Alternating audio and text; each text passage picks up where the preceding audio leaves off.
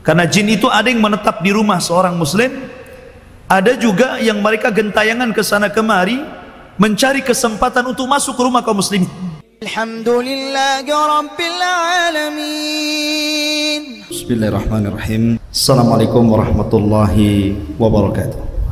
Alhamdulillah, wassalatu wassalamu ala rasulillah wa ala alihi wa sahbihi wa mawalah, wa la hawla wa la quwata illa billahi wa ba'du.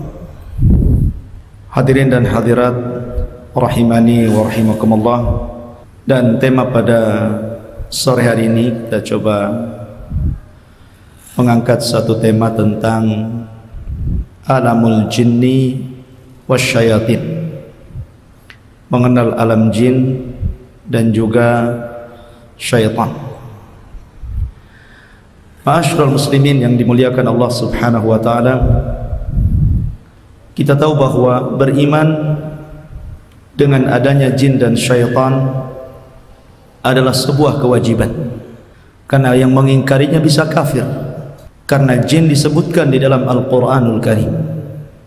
Allah mengatakan, wa ma khalaqtul jinna wal insa illa liya'budun. Tidaklah aku ciptakan jin dan manusia kecuali keduanya disuruh untuk beribadah kepadaku. Disebutkan jin kemudian manusia karena itu urutan penciptaan. Jin lebih dulu diciptakan dibandingkan manusia. Jin lebih dulu menghuni bumi dibandingkan manusia. Karena jin ini sebelum manusia diciptakan sudah menghuni bumi ini. Tetapi karena Allah Subhanahu wa taala berikan tabiat, jin itu lebih banyak yang kufur daripada beriman, makanya mereka merusak. Mereka suka merusak bumi, menumpahkan darah di bumi, dan begitu seterusnya. Makanya ketika Allah Subhanahu wa taala menciptakan manusia, yang pertama kali Allah ciptakan Adam alaihi salatu wassalam, ketika itu malaikat sempat protes dan mengatakan di hadapan Allah Subhanahu wa taala, apakah engkau akan menciptakan makhluk yang akan merusak dan menumpahkan darah?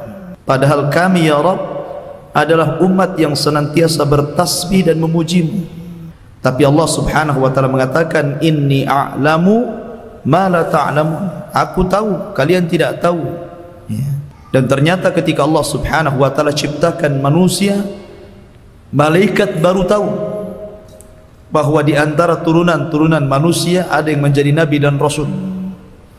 Ada yang tingkatannya lebih tinggi dibandingkan mereka para malaikat. Artinya manusia berbeda dengan jin, karena tidak ada satupun nabi dan rasul yang diutus dari kalangan jin. Nabi dan rasul itu ada dari manusia saja. Jin hanya mengikuti nabi dari manusia. Dan jin Allah takdirkan tidak bisa dilihat manusia. Makanya Allah Subhanahu wa taala berfirman, innahu yarakum huwa wa qabiluhu min haitsu la tarawnahum.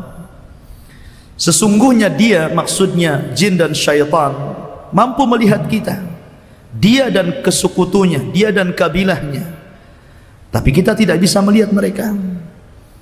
Makanya kalau seandainya ibu bapak melihat di internet, kemudian muncul gambar-gambar yang dilukis seolah-olah itu gambar setan, gambar jin, dari mana dia tahu bahwa jin itu kayak begitu?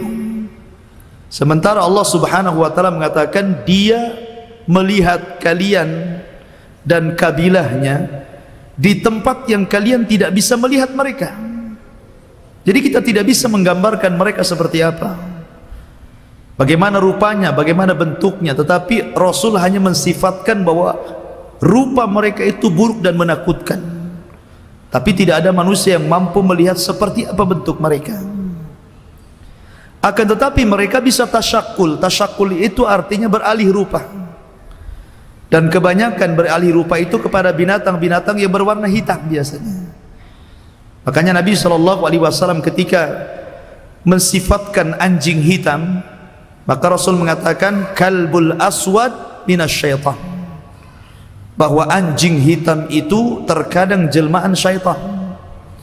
atau kucing hitam yang menakutkan, terkadang burung hitam yang menakutkan. Jadi mereka suka warna hitam, ya. Nah dari sini maka kita tahu bahwa mereka tidak bisa dilihat tetapi bisa tasyakul. Tasyakul itu beralih rupa, bisa umpamanya menjelma manusia, bisa. Seperti umpamanya kita sering mendengar ada orang mati kemudian kok bisa hidup lagi, gentayangan ke sana kemari. Yang gentayangan bukan orang yang mati, ya. Orang yang mati itu kalau sudah masuk ke dalam kuburan dia nggak bisa lagi naik ke bumi, karena ada barzakh. Barzakh itu benteng penghalang alam kubur dan alam dunia. Lalu siapa itu yang gentayangan itu yang mirip dengan orang mati itu? Kata para ulama, itulah qarin. Karena setiap orang itu punya qarin dari jin. Qarinnya itulah yang gentayangan kemana-mana, yang kemudian menakut-nakuti manusia. Dari sini bahwa kita tahu bahwa jin itu tidak bisa memperlihatkan dirinya kecuali dengan beralih rupa ataupun dengan cara kita rasakan. Keberadaannya kita bisa rasakan. Sebagaimana malaikat keberadaannya bisa kita rasakan, maka jin dan syaitan juga sama bisa kita rasakan. Mereka itu di sekitar kita. Seperti umpamanya ibu dalam rumah mau ke kamar mandi, kok nampaknya kalau lewat di satu ruangan ini kok bulu kuduk agak merinding-rinding, kayaknya nggak tenang begitu kan, maunya cepet-cepet saja, pokoknya nggak tenang. Mau ke kamar mandi maunya cepet-cepet saja, mau ke dapur gelap kayaknya takut. Lah itu maknanya kita bisa merasakan bahwa di sekitar situ ada jin dan setan, ya. Kita bisa merasakan. Makanya kenapa kemudian para ulama mengatakan bahwa jin itu terkadang untuk menakut-nakuti kita, mereka hinggap di beberapa media. Mungkin media bayangan, ya, seolah-olah kita melihat sesuatu sekilas kemudian hilang begitu saja, atau mungkin suara-suara yang seolah-olah ada suara yang jatuh padahal tidak ada yang jatuh, atau suara angin, atau suara gemuruh gitu kan. Terkadang mereka masuk ke media-media seperti ini untuk menakuti manusia. Artinya kita bisa rasakan mereka. Karena ibu bapak perlu ketahui bahwa mereka itu banyak. Jin-jin itu banyak sekali. Mereka punya pasukan yang besar. Mereka dipimpin oleh pemimpin-pemimpin jin yang kuat. Dan mereka bertebaran di seluruh dunia. Bahkan di sekitar kita, bahkan di rumah kita. Karena jin itu ada yang menetap di rumah seorang muslim, ada juga yang mereka gentayangan ke sana kemari mencari kesempatan untuk masuk ke rumah kaum muslimin. Seperti umpamanya jin-jin yang menghuni kamar kita adalah jin-jin yang ada di kamar mandi. Memang mereka tinggal di situ, mereka tidak pernah keluar dari situ. Makanya kenapa setiap orang yang masuk kamar mandi disuruh berdoa kan? Allahumma inni a'udzubika minal khubthi wal khaba'ith. Ya Allah, aku berlindung darimu dari syaitan atau jin laki-laki dan syaitan atau jin perempuan.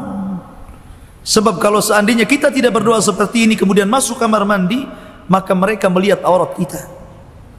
Tapi kalau kita berdoa dengan doa ini kemudian masuk ke kamar mandi, walaupun kita telanjang, mereka tidak sanggup melihat kita, pandangan mereka terhalang. Makanya kenapa Nabi SAW mewanti-wanti, karena kondisi di kamar mandi itu menakutkan. Makanya dulu pernah saya ceritakan tentang, dan ini kisah juga datang dari salah satu syekh yang mengajar saya di Yaman. Jadi di daerah Hadraul Maut itu ada seorang guru yang sedang mengajar di sekolah dasar.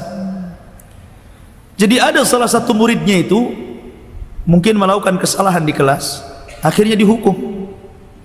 Rupanya hukumannya diletakkan di kamar mandi sekolahan, kemudian dikunci dan akan dibuka kalau habis pelajaran dia.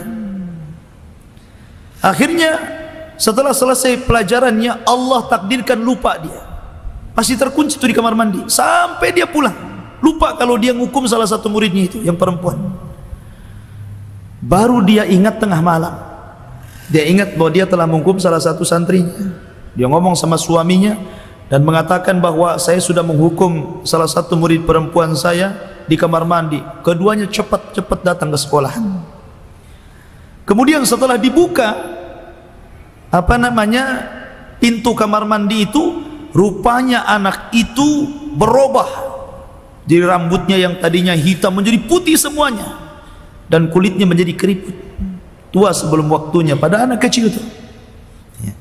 Artinya bahwa ketakutan yang berlebihan itu bisa merubah penampilan. Makanya dalam hadis Nabi SAW ketika menceritakan ngerinya hari kiamat, apa kata Nabi SAW? Orang beruban sebelum waktunya. Orang beruban sebelum waktunya. Dan dalam ilmu kesehatan juga demikian. Jadi kalau orang takut banget gitu kan, maka rambut itu akan memutih dengan sendirinya. Karena memang kamar mandi itu tempatnya syaitan. Sampai seperti itu kejadiannya. Makanya jangan sampai ibu bapak kalau nakal anaknya itu ngurungnya di kamar mandi, jangan. Ya, nanti diganggu syaitan. Nah dari sini ikhwatu fillah muliakan Allah Azza wa Jalla. Jadi ada jin-jin itu yang memang tinggal di rumah kita. Mereka tidak akan keluar. Mereka akan tinggal di situ saja. Tapi ada jin-jin itu yang memang tidak tinggal di rumah kita. Artinya mereka itu masuk ke rumah kita kalau ada kesempatan. Kalau ada kesempatan saja. Tapi kalau tidak ada kesempatan, mereka tidak akan masuk. Contohnya hadis Nabi SAW yang mengatakan apabila seseorang yang masuk ke dalam rumah dan tidak membaca doa, Allahumma kharajna wa alajna wa alallahi tawakkalna. Bismillah, masuk rumah. Maka orang yang ketika masuk rumah kemudian dia membaca doa keluar rumah, masuk ke dalam rumah, maka syaitan yang sudah siap-siap ingin masuk juga ke rumah kita, mereka tidak akan bisa masuk. Kemudian yang kedua, kata Nabi SAW, orang yang makan dan tidak baca basmalah atau minum ketika tidak baca basmalah, maka syaitan ikut makan di makanan yang kita sedang makan. Makanya Nabi SAW ketika ada seorang anak kecil, ada seorang jariyah hendak makan tuh, tiba-tiba tidak baca bismillah, langsung mau ngambil kan. Kata Nabi SAW, dipegang tangannya, qul bismillah, ucapkan bismillah dulu. Karena syaitan kalau engkau tidak membaca bismillah, maka dia akan makan bersamamu. Maka dari sini ada setan-setan yang memang tinggal di rumah, permanen dia di situ bersama kita gitu kan.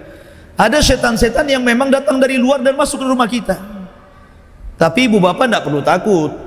Walaupun di rumah kita ada jin yang permanen tinggal di situ, tidak perlu takut karena memang mereka tidak mungkin juga mengganggu kita kalau kita bisa menjaga diri. Ya. Kalau kita bisa menjaga diri. Makanya para ulama ketika menyebutkan tanda-tanda orang rumah itu terkena jin atau banyak setannya, salah satunya ketika terjadi pertengkaran antara suami istri. Ya. Ketika sering terjadi, kalau bertengkar biasa gitu kan. Tapi kalau selalu bertengkar, ada masalah sedikit bertengkar, masalah sedikit bertengkar, masalah sedikit bertengkar, berarti rumah ibu bapak itu banyak setannya. Karena di antara keterangan sihir dalam surah Al-Baqarah, ketika Allah Subhanahu wa taala menyebutkan kisah Harut dan Marut, Allah Subhanahu wa taala mengatakan yufarriquna bainal mar'i wa zawji. Di antara ilmu sihir itu berusaha untuk supaya suami istri berpisah. Suami istri berpisah. Makanya mereka berusaha supaya suami itu menceraikan istrinya. Itu targetnya mereka. Jadi targetnya syaitan yang diutus oleh iblis itu adalah bagaimana menghancurkan keluarga kaum muslimin. Jadi setiap hari iblis itu, istana iblis itu kan di tengah lautan. Jadi iblis itu setiap hari akan mengutus tentara-tentara yang banyak. Kemudian setelah mereka diutus dan pulang menghadap iblis, masing-masing ngasih laporan. Ada yang mengatakan saya berhasil membuat si fulan tidak sholat, membuat si fulan yang tadinya sedekah tidak jadi sedekah, macam-macam diceritakan di hadapan iblis. Tapi iblis diam saja, tidak merasa bangga, karena itu sudah biasa. Tapi ketika ada salah satu tentaranya mengatakan bahwa dia telah menceraikan antara dua keluarga, maksudnya suami istri, wah, baru dia bangga. Langsung diambil pangkatnya, diambil pialanya, kemudian diletakkan di atas kepalanya, kemudian dipeluknya. Dalam hadis seperti itu. Kemudian iblis memberikan imbalan yang besar kepada dia. Lah kenapa pertanyaannya iblis tidak begitu bangga mengganggu orang yang malas sholat, yang malas ibadah, dan sangat bangga dengan satu pasukan yang mampu mencerai-berai keluarga? Karena kalau orang malas sholat itu korbannya satu saja. Mamanya antum diganggu setan, akhirnya malas, akhirnya nggak sholat. Korbankan satu orang aja, antum aja kan itu. Coba kalau seandainya suami istri bertengkar, kemudian sampai suami menceraikan istrinya, korbannya berapa orang tuh? Korbannya suami plus keluarga suami, korbannya istri plus keluarga istri, korbannya anak-anak lagi, kan begitu. Anak-anak yang harusnya terbimbing oleh seorang ayah jadi tidak terbimbing ya. Akhirnya musuhan, bukan suami istri aja yang musuhan ini, keluarga suami ikut mencela keluarga istrinya, keluarga istri ikut mencela keluarga suaminya, ramai akhirnya ya. Dari situ kemudian kenapa alamat yang paling nampak rumah itu banyak setannya itu ketika sering bertengkar suami istri. Jadi kalau ibu bapak merasakan kok asik bertengkar saja di rumah itu, maka banyak setannya. Ruqyah itu, ruqyah rumahnya, ruqyah diri sendiri dan ruqyah rumahnya. Ruqyah rumah itu nggak susah, gampang. Ibu bapak bisa melakukannya, nggak usah ngundang ustadz, ngundang kiai. Ibu bapak juga bisa. Ambil air, kemudian kasih garam, gitu kan? Ataupun kalau memang bagus air lautan yang sudah asin itu, ya. Kemudian bacakan ayat-ayat ruqyahmu, bacakan ayat-ayat ruqyah. Seperti apa ayat-ayat ruqyah itu? Surah Al-Fatihah, kemudian surah Al-Baqarah, kemudian surah Al-Falaq, An-Nas, dan Qul Huwallah, kemudian surah Kursi, ayat akhir Al-Baqarah, gitu kan? Atau ayat-ayat yang berkenaan dengan kisah tukang sihir Nabi Musa, tukang sihir Fir'aun ketika berduel dengan Nabi Musa, seperti dalam surah Yunus atau Toha umpamanya kan, dibacakan saja. Setiap dibaca ditiup airnya, setiap dibaca ditiup airnya, sudah, itu jadi air ruqyah itu ya. Tinggal kalau seandainya kita takut nih, ibu bapak main di rumah nih, di ruangan mana, kalau lewat sini kok semua orang takut, bukan saya saja, istri saya, anak-anak kok takut kalau lewat sini ya. Nah, tinggal disemprot aja, selesai. Dan itu selalu seperti itu. Dan cara seperti ini difatwakan oleh Syekh bin Baz dan juga para ulama yang lainnya, membolehkan meruqyah rumah dengan media air dan garam itu. Ya. Dan ini fatwa para ulama seperti itu. Ataupun dengan membaca Al-Baqarah setiap 3 hari sekali. Jadi kalau masih bertengkar ini banyak setannya di rumah, baca surah Al-Baqarah sempurna setiap 3 hari sekali.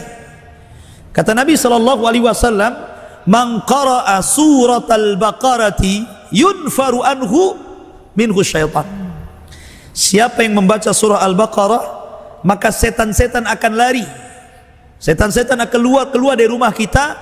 Ada dalam riwayat, walaupun sebagian ulama melemahkannya, mereka akan lari dari rumah kita itu selama 3 hari. Jadi selama 3 hari mereka tidak akan balik, mereka akan tetap di luar. Baru setelah kemudian 3 hari kita baca lagi, setelah 3 hari kita baca lagi ya, supaya mendapatkan rumah tangga yang sakinah, mawaddah, dan rahmah. Karena pertengkaran itu salah satu penyulutnya dari syaitan, salah satu penyulutnya.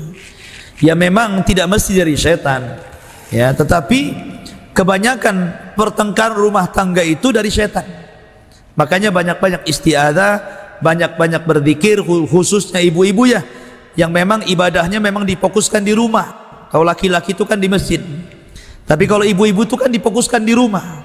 Sholat wajib lebih baik di rumah dibandingkan di masjid, sholat sunnah lebih baik di rumah dibandingkan di masjid, baca Quran, zikir. Makanya Rasul mengatakan jangan jadikan rumah-rumah kalian seperti kuburan. Artinya sepi kuburan itu. Jangan, rumah kita jangan seperti kuburan. Bacakan Quran, bacakan zikir. Kalau capek baca Quran kan sekarang sudah ada murotal, tinggal disetel kenceng-kenceng kan gitu, supaya syaitan itu lari. Nah ini diantara, dan jin itu perlu Bapak Ibu ketahui, tidak semua jin itu jahat.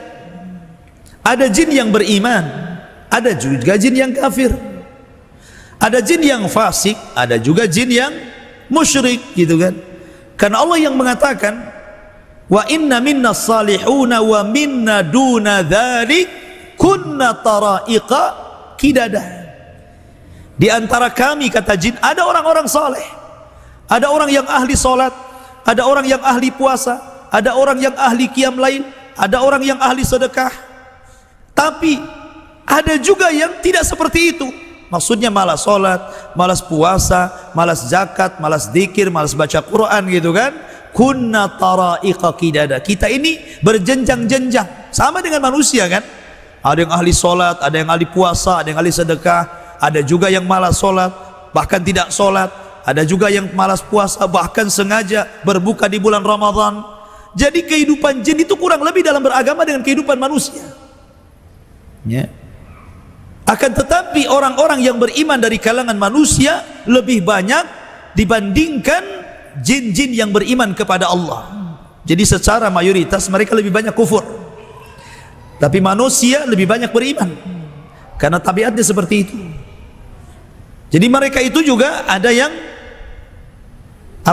suka taklim. Mungkin di masjid ini kita sedang ngaji, juga ada orang-orang jin-jin yang antum tidak lihat, dia sedang duduk di sini ya kan, jangan-jangan di samping-samping. Jadi kita tidak tahu, tapi jin juga sama kehidupannya, dan agama mereka sama dengan agama manusia. Artinya mereka mengikuti nabi manusia, mereka mengikuti Nabi SAW. Makanya ketika Nabi SAW berdakwah di Taif, setelah tidak mampu berdakwah di Mekah dan diusir, Rasul mencoba mencari daerah baru untuk areal dakwah. Berangkatlah dia ke Taif.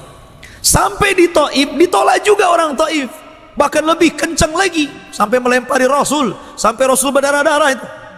Akhirnya Rasul keluar dari Taif, mau masuk Mekah takut, karena bagaimanapun orang-orang Mekah sudah mulai mengancam.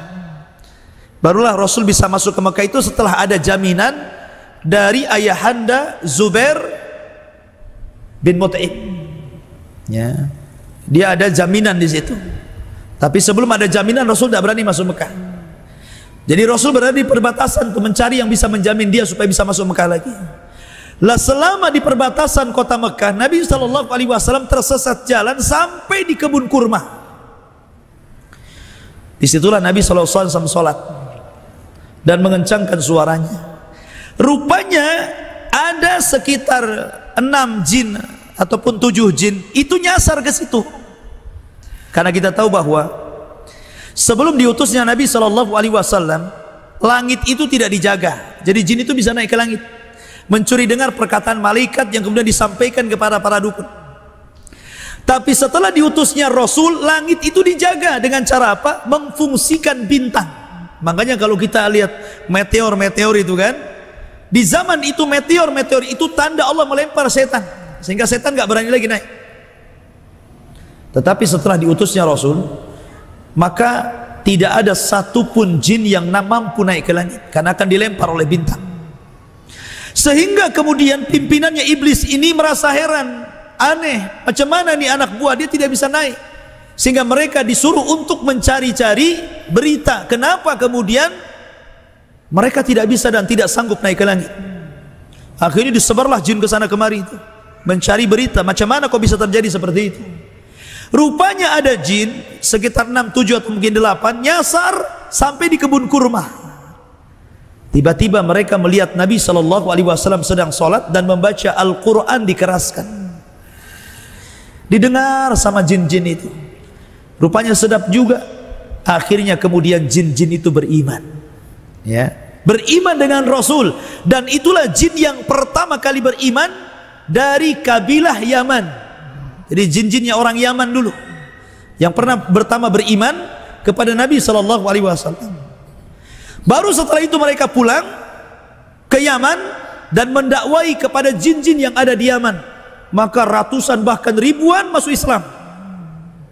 Akhirnya mereka meminta kepada Nabi sallallahu alaihi wasallam agar Rasul menyempatkan waktu khusus untuk berdakwah kepada mereka. Makanya dalam hadis Nabi sallallahu alaihi wasallam, ketika Rasul pernah dalam giliran Aisyah radhiyallahu anha, di malam itu Aisyah kehilangan Nabi. Kemudian curiga, disangkanya Rasul ke istri-istrinya yang lainnya. Akhirnya dibuntutin dari belakang. Ya, biasanya orang poligami begitu. Ya, curiga istri pertama itu. Kalau perlu kasih GPS itu handphonenya. Jadi Aisyah ini akhirnya melihat, ini Nabi kemana nih? Dia udah curiga tuh kan. Jangan-jangan ke istri kedua, ketiga, keempat, kelima gitu kan. Rupanya Nabi SAW ke padang pasir. Ngomong sendiri gitu kan. Kemudian Nabi baru menjelaskan bahwa saya sedang mendakwai kaum jin. Ya. Artinya bahwa jin-jin itu mereka adalah agama yang sama dengan kita Islam, nabinya sama dengan kita Nabi Muhammad sallallahu alaihi wasallam, dan pada hari kiamat jin juga sama dengan manusia akan dihisab. Mereka akan dihisab. Di alam kubur juga akan ditanya, man rabbuka wa manabiyuka wa madinuka. Jin juga sama. Karena jin-jin juga meninggal. Yang tidak meninggal cuma satu, iblis saja. Kalau iblis memang tidak akan meninggal, karena dia sudah meminta perjanjian dengan Allah, fa'angdzirni ila yaumin yub'atsun. Ya Allah, tangguhkan usiaku sampai dibangkitkan kiamat. Maka Allah mengatakan, innaka minal mundharin. Kalau begitu aku kabulkan permintaan. Jadi yang enggak mati cuman iblis. Kalau anak buahnya jin-jin mati sama dengan manusia. Dan mereka juga melewati alam kubur sama dengan manusia. Mereka juga akan ditanya seperti manusia ditanya, dan mereka juga akan dihisab seperti manusia akan dihisab. Mereka akan melalui proses timbangan, tatayurus suhuf, menyeberangi siratal mustaqim, macam-macam keadaan hari kiamat. Mereka pun akan mengalami seperti yang dialami manusia, karena mereka mukallaf. Mereka makhluk yang dibebani syariat sebagaimana Allah juga membebani syariat kepada manusia. Makanya kalau orang yang meruqyah itu, lihat jin yang masuk di situ. Kalau dia jin kafir, suruh masuk Islam. Ya. Kalau dia jin yang mukmin fasik, suruh bertobat. Ya. Kalau dia tidak mau masuk Islam, tidak mau bertobat, boleh kita bunuh. Dengan cara apa? Dengan membacakan Al-Quran sampai dia terbakar. Cara membunuhnya seperti itu. Bukan ngambil pisau kemudian nusuk orang yang kesurupan, mati juga seorang-orangnya ya. Jinnya tak mati. Ya, bukan begitu cara membunuhnya, tapi dengan cara dibacakan ayat Al-Quran. Karena ayat Al-Quran bagi mereka itu panas dan bisa membakar dan bisa membunuh. Ya. Makanya kenapa ruqyah itu kebanyakan dari ayat-ayat Al-Quran atau hadis-hadis Nabi SAW yang mengajarkan doa-doa ruqyah, karena mereka hanya takut dengan itu. Ya. Makanya kita ruqyah diri sendiri atau anak kita gitu kan, kalau sakit sering nangis malam-malam kok nggak mau berhenti, ya boleh juga itu mungkin diganggu syaitan. Ruqyah oleh kita, bacakan ayat-ayat ruqyah, jangan panik ya. Bacakan ayat-ayat ruqyah, pegang ubun-ubunnya, bacakan surah kursi, surah Al-Fatihah, qul huwallahu, qul a'udzu birabbil falaq. Insyaallah kalau memang ini datang dari gangguan jin akan hilang tuh, akan sembuh dengan sendirinya ya. Jadi alam jin itu kurang lebih dengan alam manusia, tetapi bedanya mereka tidak bisa dilihat dan mereka mampu melihat kita. Sesuatu yang tidak bisa dilihat, kalau kita berperang dengan mereka, otomatis mereka akan lebih menang dibandingkan kita. Kalau kita melawan musuh yang tidak kelihatan, itu susah dikalahkan kan. Beda kalau musuh kita kelihatan, mungkin bisa kita kalahkan. Tapi kalau musuhnya nggak kelihatan, itu susah kita kalahkan. Artinya bahwa kemenangan bagi mereka mengalahkan kita itu lebih besar kemungkinannya dibandingkan kita mengalahkan mereka.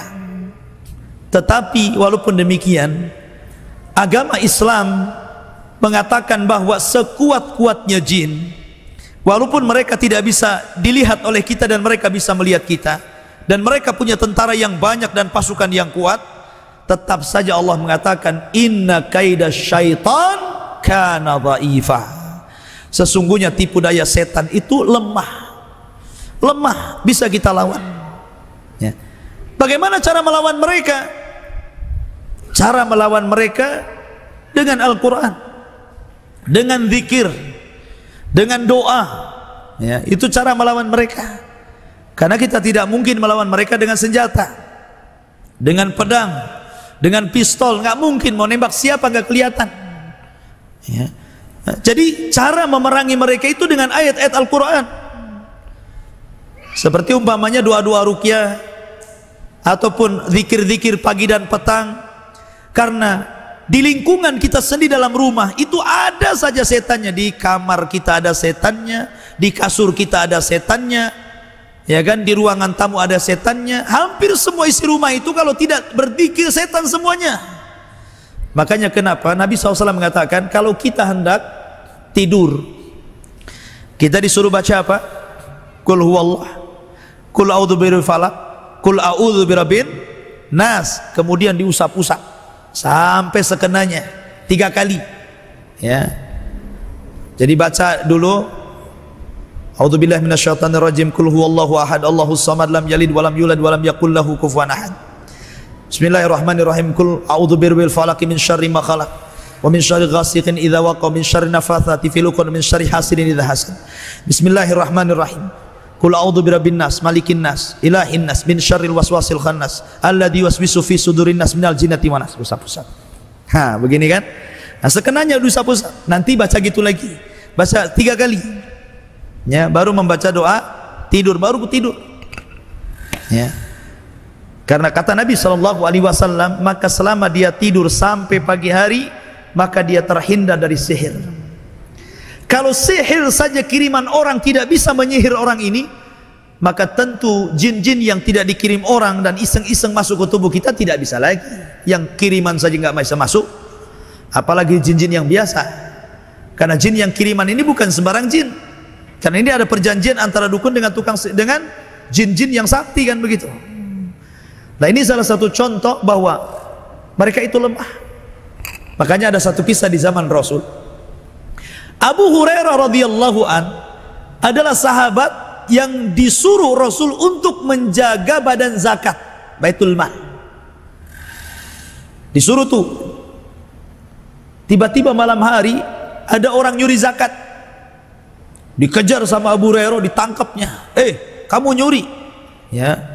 Akhirnya dia mengatakan, ya Abu Hurairah, fa inni kabir, wali hajah, wali muhtaj, wali iyal, wali fakir. Ya, dia mengatakan, ya Abu Hurairah, saya ini sudah tua, banyak kebutuhan, saya fakir, keluarga saya miskin, tolong faghfirli, ampuni saya, lepaskan saya, katanya. Dilepaskan sama Abu Hurairah.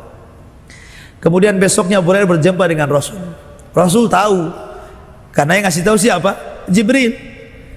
Rasul mengatakan kepada Abu Hurairah, ya Abu Hurairah, ma fa'alta bi asiratikal barihah. Abu Hurairah, apa yang kau lakukan dengan pencuri yang kau tangkap itu? Abu Hurairah cerita begini, Rasul, semalam sudah kutangkap, alasannya saya miskin, butuh makan, butuh ini, saya kasihan, saya lepas dia. Kata Nabi, nanti malam datang lagi dia. Betul, malam itu datang lagi, ditangkap lagi, alasannya sama, dilepas lagi. Kemudian kata Rasul, kenapa kau lepas? Nanti malam datang lagi. Kasih tahu sama Nabi, nanti malam datang lagi, katanya kan. Betul, datang lagi, ditangkap, nggak bisa, kata Abu Hurairah. Kata Nabi, kau tidak boleh saya lepas. Saya hadapkan kamu kepada Rasul. Tapi orang ini tetap mengatakan, ya Abu, tolonglah lepaskan saya. Sudah, gini saja. Bagaimana maukah aku ajarkan kepadamu satu kalimat? Tapi habis itu kau lepaskan saya. Idza awaita ila firasik faqul Allahu la ilaha illa huwal hayyul qayyum la ta'khudhuhu sinatu wa la ila akhir ayat surah Kursi. Kata orang ini, wahai Abu Hurairah, maukah ku ajarkan kepadamu sesuatu? Kalau engkau ingin tidur, jangan lupa baca surah Kursi. Kalau engkau baca surah Kursi, setan akan lari dari tidurmu. Kemudian dilepas sama dia karena udah ngasih amalan. Besoknya datang kepada Rasul bercerita, Rasul sudah tahu duluan. Maka Rasul mengatakan, ya Abu Hurairah, tahukah kamu siapa dia? Pencuri yang 3 hari berturut-turut nyuri itu, kamu tahu siapa dia? Abu Hurairah mengatakan, Allah wa Rasulullah alam. Allah dan Rasul yang tahu, saya nggak tahu. Kata Rasul, dia adalah syaitan. Sadaqaka wa huwa kadzub. Apa yang dia ucapkan kepadamu, bahwa apabila engkau hendak tidur baca surah kursi kemudian setan akan lari, itu benar, tapi dia sendiri pendusta. Setan sendiri pendusta, tapi yang diajarkan itu benar. Ya. Dari sini faedahnya, terkadang setan itu ketika menggoda manusia tidak bisa dari jalan yang buruk, maka dia akan cari jalan yang baik. Orang ini suruh nggak sholat, nggak bisa, si sholat terus kan. Maka setan mengatakan, biarkan sholat aja, sholat yang banyak, sholat yang banyak. Kemudian dimasukkan benih-benih ria, benih-benih takabur, ya kan? Orang suka belajar, susah ini, malas. Orang ini kok semangat, dimakin disemangati setan, belajar yang pintar, belajar yang kuat gitu kan. Kemudian ditanamkan sifat takabur, ya, membantah ulama, kemudian macam-macam gitu kan. Itulah syaitan. Makanya jenjang setan itu kan yang pertama menggoda manusia, tingkatan yang paling tinggi dulu, namanya syirik. Orang itu suruh syirik dulu. Enggak bisa syirik, tingkatan kedua bid'ah. Enggak bisa bid'ah, tingkatan ketiga dosa-dosa besar. Enggak bisa melakukan dosa besar, tingkatan yang keempat dosa-dosa kecil. Enggak bisa juga digoda dengan dosa kecil, maka tingkatan yang terakhir disuruh disibukkan dengan perkara yang tidak ada manfaatnya, tidak ada faedahnya. Nah, itu urutannya begitu. Dari yang paling tinggi sampai yang paling bawah. Nggak bisa dengan yang ini, nggak bisa dengan yang ini, sampai yang terakhir nggak bisa apa-apa. Maka setan akan menyibukkan dia dengan perkara yang tidak ada faedahnya. Memang nggak dosa, tapi nggak ada manfaatnya. Ya. Makanya kenapa bahasa Al-Quran mengatakan wala tattabi'u khutuwat syaitan. Jangan kau ikuti langkah-langkah gitu kan. Menunjukkan bahwa setan itu banyak langkahnya, nggak bisa begini, nggak bisa begini, nggak bisa begini. Nah, sampai hamba itu tunduk di hadapannya. Dari sini ikhwatu fiddin, pentingnya kita melindungi diri sendiri, melindungi keluarga dari gangguan syaitan. Karena salah satu yang tampak saja adalah di pertengkaran. Jadi kalau orang suka bertengkar, tetangga nggak suka dengan tetangganya, itu kan suka memusuhinya, mengadu domba. Nah, itu memang banyak setan di sekitar kita gitu kan. Tetapi tidak perlu takut, tetapi kita harus mensikapi bagaimana muamalah dengan mereka gitu kan. Bagaimana kita muamalah dengan jin ini, ya, mensikapinya bagaimana. Nggak perlu takut, nggak boleh takut seorang mukmin dengan mereka. Ustaz, bagaimana masih takut juga? Saya lewat kuburan suka merinding-rinding. Ya. Saya lewat yang gelap-gelap makin merinding. Ya. Apalagi ada suara anjingnya makin merinding gitu kan, makin laju tuh langkahnya. Apa takut sama setan syirik? Tidak syirik. Orang takut sama setan itu wajar. Kenapa? Karena setan musuh. Allah mengatakan inna syaitana lakum aduwwun fattakhiduhu aduwwa. Setan bagi kalian musuh, ambil dia sebagai musuh. Artinya kalau kita takut musuh wajar kan begitu. Di dunia saja sesama manusia kita punya musuh takut. Ya, kalau takut musuh nggak apa-apa, sekedar takut lah ya. Tetapi kalau sampai ketakutan itu melakukan hal-hal yang menyimpang, itu yang tak boleh. Ya, karena kita takut banyak setan di rumah, didatangkan dukun untuk ngusir setan di rumah. Bukan takut sama setannya masalah, datangkan dukunnya itu yang masalah. Ya. Atau menaruh raja-raja, jimat-jimat, atau melakukan hal-hal yang tidak ada sunnahnya mengusir setan, itu yang tak boleh. Kalau takutnya saja tidak ada masalah. Makanya Nabi SAW mengatakan, kalau setan datang menakut-nakutimu, jangan pedulikan, cukup yakin baca basmalah, kata Rasul. Bismillah, nah, bismillah, itu saja.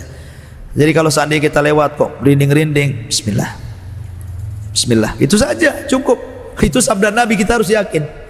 Mereka juga tidak mungkin mencekik ibu. Nggak ada ceritanya orang takut-takut dicekik gitu kan. Kalau sama manusia bisa dicekik, itu bisa dibunuh. Mereka nggak bisa. Mereka sendiri takut dengan kita sebenarnya. Sebagaimana kita takut kepada mereka, mereka pun takut kepada kita, karena kita ini musuh mereka. Mereka takut juga, kalau kita berani mereka takut, kalau kita takut mereka berani. Makanya Nabi SAW ketika berbicara kepada Umar, wahai Umar, kalau engkau berjalan nih di satu jalan, kemudian setan berjalan di jalan yang sama dengan jalan yang kau lewat di situ, setan lari dari kamu. Umar kan gak lihat setan ya, tapi Nabi SAW bersabda seperti itu karena wahyu bahwa setan itu takut sama Umar gitu kan. Kenapa? Karena Umar itu seorang sahabat yang ahli ibadah, makanya takut kepada ahli ibadah. Mereka takut, itu menunjukkan mereka takut gitu kan sama manusia, sebagaimana kita takut kepada mereka ya. Tetapi tidak perlu takut ya, yang penting kita bentengi Bu ya. Jadi kalau seandainya di waktu maghrib Rasul melarang jangan buka pintu ya, tutup maghrib karena setan itu berkeliaran di situ. Baru kalau setelah agak malam boleh kita buka jendela. Sebelum tidur kita tutup, baca bismillah semuanya. Sampai pun naro tutup panci gitu kan, banyak masakan belum habis, baca bismillah Bu, supaya setan gak ngangkat ya.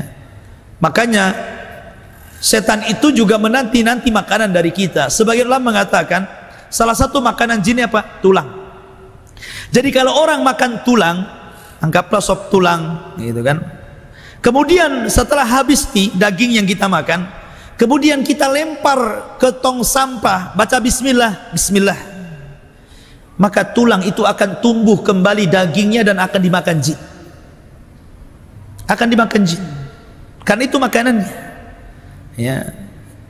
Kok bisa tumbuh? Saya nampak tetap aja tulang. Iya kan, beda gitu. Maksudnya ditumbuhkan daging yang hanya dilihat oleh mereka. Kita aja nggak tahu bagaimana cara makannya, apa seperti kita congo juga gitu kan. Dan nggak tahu kita seperti apa makannya kan, gaib gitu kan. Kok nampak gak gerak-gerak tulangnya kan gitu. Ya nggak tahu, itu kan alam gaib. Karena alam jin itu salah satu alam yang kita harus beriman saja. Alladzina yu'minuna bil ghaib, itu ciri-ciri orang yang bertakwa dalam surah Al-Baqarah di awal ya. Maka cukup beriman. Wallahu alam, ini diantara sekelumit tentang alamul jin wasyayatin. Wallahu alam. Kalau ada waktu silahkan kita buat tanya jawab ya, silahkan. Waalaikumsalam.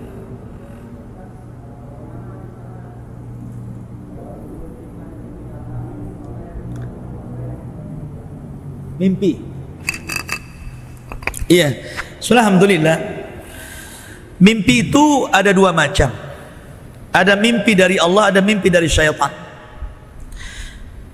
Dan mimpinya kita beda dengan mimpi para nabi. Kalau setiap mimpi para nabi itu wahyu, tapi mimpi kita tidak, bisa dari Allah, bisa dari syaitan. Dan kebanyakan mimpi kita dari syaitan, kecuali kita ini orang yang taat beribadah ya, mimpinya para ulama gitu kan. Tapi kalau mimpi kita kebanyakan dari syaitan. Bahkan para ulama menjadikan salah satu tanda orang ini ada setannya itu ketika selalu mimpi buruk. Dalam mimpinya dia melihat binatang-binatang serem ya, seperti melihat binatang-binatang buas atau simbol-simbol setan seperti anjing. Dalam mimpinya melihat ular, dalam mimpinya melihat kalajengking, simbol-simbol setan. Atau binatang-binatang buas, berarti dalam jiwa kita ini ada setannya. Karena setan bisa masuk ke tubuh kita lewat apa? Lewat jalan darah. Kata Nabi SAW, inna syaitan yajri majra dami ibni Adam. Sungguhnya setan itu masuk pada jalan darah manusia, masuk ke dalam kita. Makanya orang di ruqyah itu ada setan di dalamnya kan begitu. Jadi salah satu tanda itu banyak mimpi atau mimpi aneh. Mimpinya kayak jatuh dari atas tebing, jatuh dari ketinggian. Atau mimpi seperti yang Anda katakan, mimpi dengan orang yang sudah mati dan hidup lagi ya kan? Atau mimpi melihat lain jenis, seperti berhubungan dengan wanita yang bukan mahramnya, atau suami yang bukan suaminya. Itu juga syaitan. Pokoknya ibu bermimpi berhubungan dengan suami tetangga gitu kan. Jangan ibu lagi dipelet tuh. Ataupun suami juga demikian ya. Makanya mimpi basah itu dari setan Makanya para ulama mengunjurkan kalau kita habis mimpi basah kita ta'awud, a'udzubillahi minasyaitonirrajim, ludah ke kiri 3 kali. Karena itu bagian daripada syaitan. Jadi kalau kita mimpi bertemu dengan orang-orang yang sudah meninggal, kecuali kalau dalam mimpi itu ya adalah mimpi kebaikan di dalamnya. Mimpi kebaikan. Seperti umpamanya dalam mimpi itu umpamanya orang belum nikah. Dalam mimpi ada seseorang entah walinya gitu kan, datang menawarkan anak gadisnya yang rajin sholat, yang rajin puasa, atau datang seorang laki-laki yang saleh menawarkan dirinya untuk melamarnya. Nah, itu sesuai dengan sabda Rasul, idza ja'akum man tardawna dinakum wa khuluquhu fazawwijuhu wa illam takun fitnatan wa fasadun arid. Apabila datang seorang laki-laki kepada walinya, baik akhlaknya, baik agamanya, nikahkan dia. Karena itu adalah kebaikan, kalau tidak akan merusak. Gitu kan? Kalau memang mimpi-mimpinya sesuai dengan arahan-arahan syariat, maka itu mimpi baik. Dan mimpi baik boleh diceritakan supaya ditakwil baik. Tapi mau kalau mimpi jelek jangan pernah diceritakan, sudah simpan saja. Banyak ta'awud. Wallahu a'lam. Ada lagi? Baik. Kalau tidak ada kita tutup. Subhanakallah bihamdika asyhadu an la ilaha illa anta astaghfiruka wa atubu ilaik. Allah taala. Assalamualaikum warahmatullahi wabarakatuh.